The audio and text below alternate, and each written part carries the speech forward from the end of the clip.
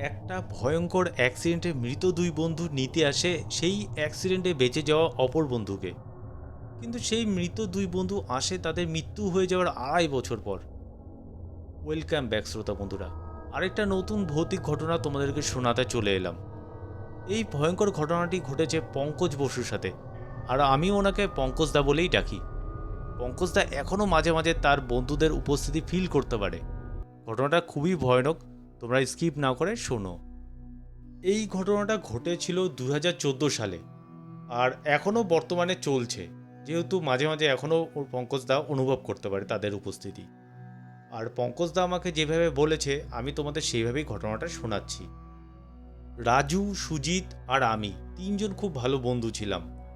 আমরা তিনজনই একই পাড়াতে থাকতাম এবং একই কলেজে পড়তাম। একদিন জুন মাসের দিকে দুপুরবেলা আমরা কলেজ থেকে বের হয়ে ঘুরতে যাওয়ার উদ্দেশ্যে। তখন প্রচণ্ড গরম ছিল, মানে গরমটা সবে পড়েছে। তাই আমরা প্ল্যান করি যে আমরা যাব আমবাড়ি ক্যানেলে। রাজু একটা বাইক নিয়ে আসে কলেজে এবং আমরা তিনজন মিলে ওটাতে চড়ে যাই আমবাড়ি ক্যানেলে স্নান করতে। আর এই ক্যানেলে না গরমকালে প্রচুর লোক যায় স্নান করতে। মেইন রাস্তা থেকে ক্যানেলের রাস্তাটা যেতে গেলে মাঝখানে একটা রেল লাইন পড়ে, সেই রেল লাইনটা পার করতে হয়। এই রেল লাইনটা, এই জায়গাটায় কোনো রেলগেট ছিল না, আর এখনও সম্ভবত নেই।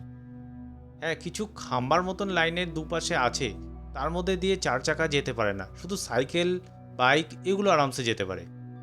এই রেল লাইনটার মাধ্যমেই কিন্তু আমাদের নর্থ ইস্ট ইন্ডিয়ার সাথে রেলের মাধ্যমে যোগাযোগ করে।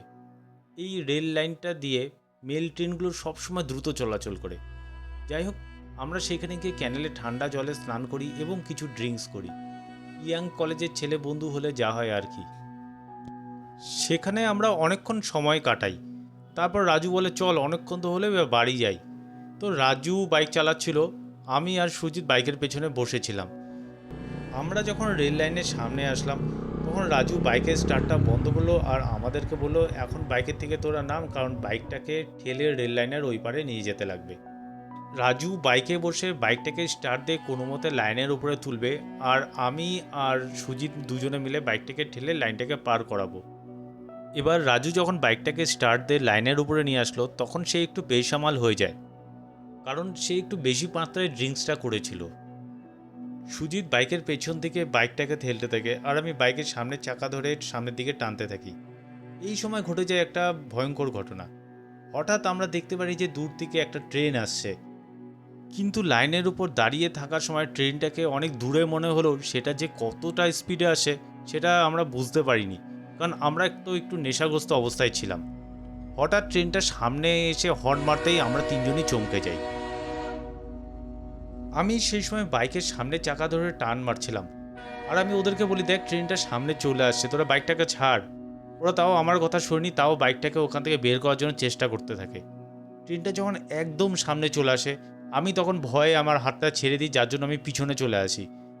ট্রেনটা এত স্পিডে আসছিল যে যখন বাইকের সঙ্গে ধাক্কা লাগলো বাইকটা তো একদম চূর্ণ বিচূর্ণ হয়ে যায়, আর রাজু আর সুহিতের দেহ একেবারে মানে ছিন্ন বিচ্ছিন্ন হয়ে যায়। তাদের দু হাত পা এদিক ওদিক ছিটকে পড়ে থাকে। এই দৃশ্য দেখে আমি কি করব কিছুই বুঝে পাই না, আমার মুখ দিয়ে কোনো কথা বেরোতে থাকে না। এরপর আশেপাশের লোকজনও দৌড়দৌড়ি করে আসে। তারপর তো থানা পুলিশ হয়, আমার ইনকোয়ারি হয়। তো যাই হোক, এরকম কিছুদিন আমি একদম ট্রমার মধ্যে থাকি যে কী করব, যেহেতু আমারই বন্ধু ক্লোজ ফ্রেন্ড আমার চোখের সামনেই এইভাবে মারা গিয়েছে। এরপর কেটে যায় 2.5 বছর। আমার দুই বন্ধুর মৃত্যুর শোক আমি এখনও ভুলতে পারিনি। যাই হোক, এরপরে তো আমি একটা ভালো জব পাই, তো সেটা হচ্ছে মেডিকেল রিপ্রেজেন্টেটিভের কাজ। এই কাজের জন্য আমাকে শিলিগুড়ি, জলপাইগুড়ি রাতের বেলা হোক দিনের বেলা হোক আপ ডাউন করতে লাগে বাইকে করে। তো এরকমই একদিন রাতে আমি জলপাইগুড়ি থেকে ফিরছিলাম। এবার ন্যাশনাল হাইওয়েতে যখন আমি ফিরছিলাম শিলিগুড়ির উদ্দেশ্যে, তখন আমার মনে হলো যে ডান দিকে না গন্ডার মোড় বলে একটা মোড় পড়ে, সেই রাস্তাতে শর্টকাট গেলে শিলিগুড়িতে তাড়াতাড়ি পৌঁছানো যাবে। তাই আমি ভাবলাম এত যখন রাত হয়েছে তো আমি এই ডান দিকের রাস্তাটা দিয়েই ধরি, তাহলে আমি তাড়াতাড়ি শিলিগুড়িতে পৌঁছাতে পারবো।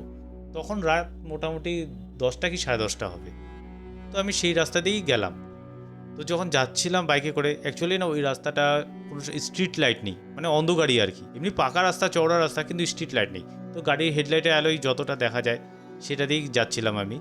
এবার এই রাস্তাতে যেতে গেলে না সেই জায়গাটা পার করতে হয়, মানে কোন জায়গাটা যেখানে আমাদের অ্যাক্সিডেন্ট হয়েছিল 2.5 বছর আগে। তো আমি যখন বাইকে করে যাচ্ছিলাম তখন আমি ডান দিকে যে জায়গাটা আমার অ্যাক্সিডেন্ট হয়েছিল ওই জায়গাটায় আমার চোখটা হঠাৎ চলে যায়।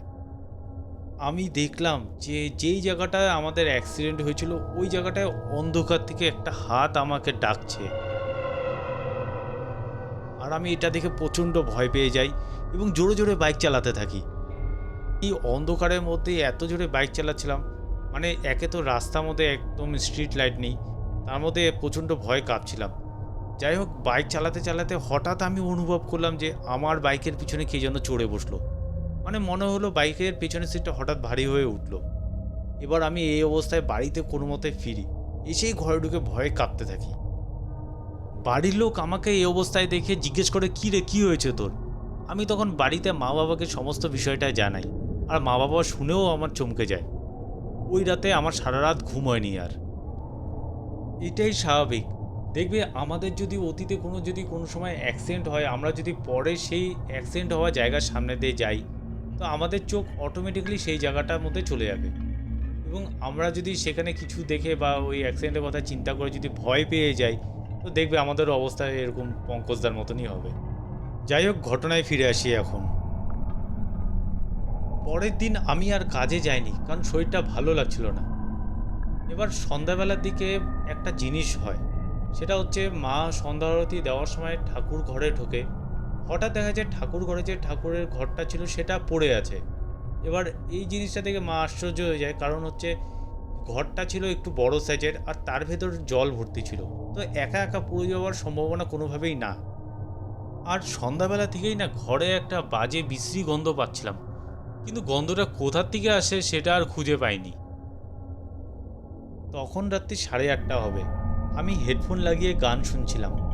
হঠাৎ দেখি যে ঘরের ভেতরে যে টিউবলাইটটা ছিল সেটা একটু একটু করে জ্বলছে নিভছে করতে করতে ব্লাস্ট হয়ে গেল। বাড়ির লোক তো সবাই চমকে গিয়ে আমার ঘরে চলে আসলো। এসে দেখা যায় টিউবটা ব্লাস্ট হয়ে গেছে। আমি ভাবলাম হয়তো বেশি পাওয়ার চলে আসছে, তার জন্য এরকম হয়েছে। যাই হোক, সেই রাতে একটা ইলেকট্রিশিয়ানকে ডাকা হয় এবং সে এসে যায় ঠিকঠাক করতে।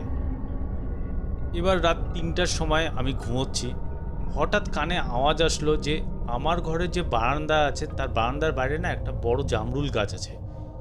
সেই জামরুল গাছটার কিছু পাতা ডাল আমার বারান্দার মধ্যে এসে লাগে। হঠাৎ শুনতে পারি যে সেই ডালগুলো আর কি কেউ ঝাঁকাচ্ছে জোরে জোরে। আমার ঘুমটা এর জন্য ভেঙে যায়। আমি চুপ করেছিলাম, কারণ আমি আওয়াজটা বোঝার চেষ্টা করছিলাম যে আওয়াজটা কিসের, কোনো কি বাদর ফাদর নাকি না অন্য কিছু। ঠিক সেই মুহূর্তে হঠাৎ দেখি আমার দরজার মধ্যে, মানে আমার বারান্দার দরজাটার মধ্যে কেউ যেন জোরে জোরে ধাক্কাচ্ছে। আমি প্রচণ্ড ভয় পেয়ে যাই আর চিল্লিয়ে মা বাবাকে ডাকতে থাকি, আর সাথে সাথে লাইটটাও জ্বালিয়ে দিই। মা বাবা নিচের থেকে দৌড়ে আসে আর জিজ্ঞেস করে, কী হয়েছে, চিল্লাচ্ছিস কেন? তখন আমি বলি যে দেখো, বারান্দার মধ্যে মনে হয় কেউ এসেছে। বাবার সাথে সাথে দরজাটা খুললো, কিন্তু কাউকে দেখতে পেলো না। তখন মা বললো, চল, তুই তো এখানে ভয় পাচ্ছিস, তুই নিচে চল, আমাদের সাথে গিয়ে শুবি। এবার পরের দিনও আমি আর অফিসে যাইনি, কারণ আমার শরীরটা সত্যি প্রচণ্ড খারাপ হয়ে গেছিলো, এত ভয় পেয়েছি।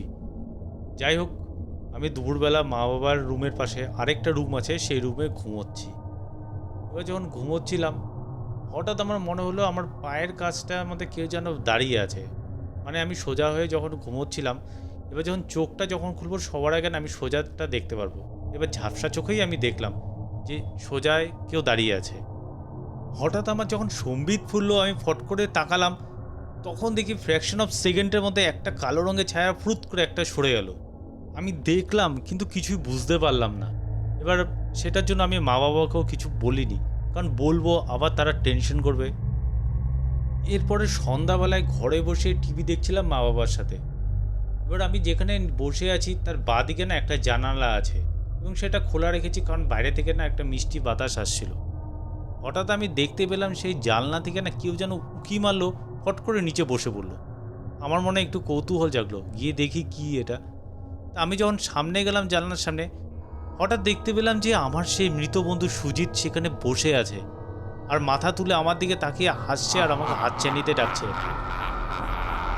এটা দেখে তো আমি প্রচণ্ড চিল্লিয়ে উঠি, আর সাথে সাথে আমার মা বাবাও আমার দিকে দৌড়ে আসে।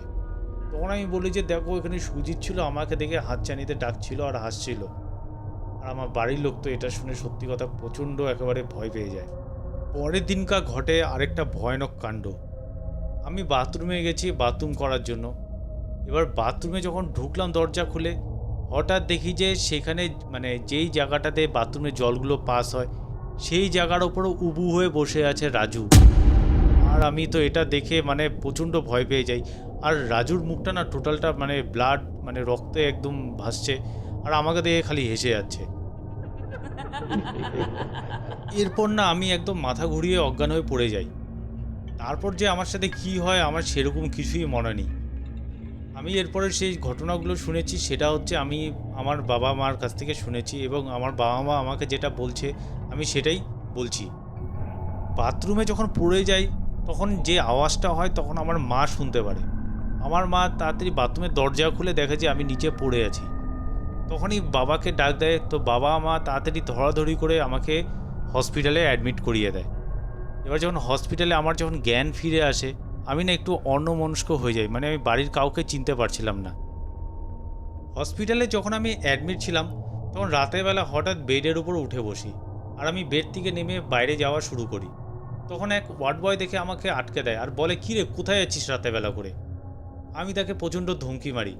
আর সে বলেছে যে আমার গলার আওয়াজটা বলে কেমন ডবল টোন হয়ে যায়, মানে দুজনের আওয়াজ আমার গলাতে বেরোচ্ছে। আমি তাকে ধমকি মেরে বলি যে আমার রাস্তার থেকে সরে যা, নাহলে তোকেও আমি শেষ করে দেবো। ওয়ার্ড বয় তখন কি করে, আরও ৩-৪ জনকে ডাক দেয় যে একে ধর, নাহলে একে বাইরে চলে যাবে, এ মনে হয় পাগল ঠাগল হয়ে গেছে। তখন ৩-৪ জন মিলে আমাকে ধরে আটকানোর চেষ্টা করে, আর আমাকে না আটকাতে পারছিল না, আমার গায়ে মানে এত শক্তি ছিল। তারপর আমি না হাত ঠাত ছাড়িয়ে হসপিটালের যে ফ্লোর আছে সেখানেই আমি শুয়ে দাপড়াদাপড়ি করতে থাকি আর বলতে থাকি যে আমাকে ছাড়, আমাকে যেতে দে ওদের কাছে। তারপর আরও কিছু লোক আসে, তারাও আমাকে ধরে ধরে কোনো মতে সেই বেডে নিয়ে গিয়ে শুয়ে বেঁধে রাখে আমার হাত পা। আর আমার চোখ দুটো বলে একদম লাল হয়ে যায়। তো সেই মুহূর্তে আমার বাড়ির লোককে খবর দেওয়া হয়, আর আমার বাড়ির লোকও কিছুক্ষণ পরে চলে এসে দেখে যে আমার হাত পা বাঁধা, আর আমি রাগে না গড়গড় করছি পাগলের মতো। আর আমি সবাইকে না অকথ্য ভাষায় গালাগালি করে যাচ্ছি। তো হাসপাতালের ডাক্তার সেই রাতে আমাকে দেখে বলে যে এর তো মেন্টালি সমস্যা আছে, একে পাগলের ডাক্তার দেখান। তো যাই হোক, পরের দিন কোনো মতে মানে হাত পা বেঁধে আমাকে ওই অবস্থায় বাড়িতে নিয়ে যাওয়া হয়। এবং বাড়িতে যখন আমি যাচ্ছি তখনও আমি সব বলেই যাচ্ছি যে আমাকে ছেড়ে দে, আমাকে যেতে দে রাজু সুজিতের কাছে, ওরা আমাকে ডাকছে। এদিকে আমার মা বাবা তো ভালো মতনই বুঝেছে যে আমার কি হয়েছে। তখনই পাড়ার এক কাকু একজনের খোঁজ খবর দেন, মানে তিনি হচ্ছে ঝাড়ফুঁকো করতে জানেন আর মা কালীরও সাধক। তো সেই ভদ্রলোককে পরের দিনই আমার বাবা অনেক রিকোয়েস্ট করে আমাদের বাড়িতে নিয়ে আসে।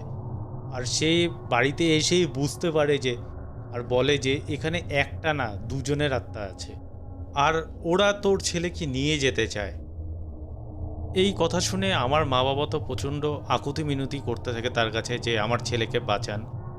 তারপর সেই ভদ্রলোকটি সারা ঘরে ঘুরল, কিছু মন্ত্র পড়ল, আর তারপর ঝুলির থেকে দুটা মাদুলি বের করে একটা আমার গলায় পড়তে বলল, আরেকটা আমার হাতে পড়তে বলল, এবং আরও বলল যে এই দুই আত্মাকে তাড়ানো যাবে না, কিন্তু এই দুটি মাদুলি পড়ে থাকলে পরে তারা আমাকে কোনো ক্ষতি করতে পারবে না। আর আমি তো যখনই ওই লোককে দেখেছি তখনই আবার গালাগালি শুরু করে দিই, উল্টা পাল্টা যা বাজে বাজে গালাগালি আছে আমি সেটাই বলে যাচ্ছিলাম। যাই হোক, তখন ওই ভদ্রলোক করলো কি, হাতে কিছু বিভূতি নিল আর আমার কপালে রেখে কিছু মন্ত্র জপ করতে থাকলো। এবার যখন মন্ত্র জপ করছিল তখন আমি আস্তে আস্তে না নিস্তেজ হয়ে পড়ি। আমার যখন জ্ঞান ফিরছে তখন আমি একদম নর্মাল হয়ে যাই। এই ১-২ দিনে যে আমার সাথে কী ঘটছে আমার কিচ্ছু মনে নেই। তখন বাড়ির লোক আমাকে বলল যে তুই তাড়াতাড়ি স্নান টান করে এই মাদুলিগুলো পরে নে। আর আমি স্নান টান করে এসে মাদুলিগুলো পরে নিলাম। আর আমি এখনও সেই মাদুলিগুলো পরে আছি, যার জন্য এখনও আমি হয়তো বেঁচে আছি। এখনও না মাঝে মাঝে আমাকে তাদের উপস্থিতি আমাকে অনুভব করে। ধরো আমি বাড়ির থেকে বের হচ্ছি, মনে হলো না কে যেন বারান্দার মধ্যে দাঁড়িয়ে আছে আমাকে দেখছে, এরকম মনে হয়, কিন্তু স্বচক্ষে এখন আমি কাউকে আর দেখতে পাই না। আগে যেরকম দেখেছিলাম, তো এখন আর সেরকম দেখতে পারি না। এটাই ছিল আজকের ঘটনা। তো আজকের ঘটনাটা কেমন লাগলো তোমরা একটু জানিও। আর তোমরা যদি কেউ আমাকে কোনো ঘটনা পাঠাতে চাও তো ডেসক্রিপশন বক্সে আমার মেল আইডি দেওয়া আছে, সেখানে তোমরা পাঠাতে পারো। তো বন্ধুরা, আজকের মতো আমি যাই। টাটা। তোমরাও ভালো থেকো, আমিও ভালো থাকি।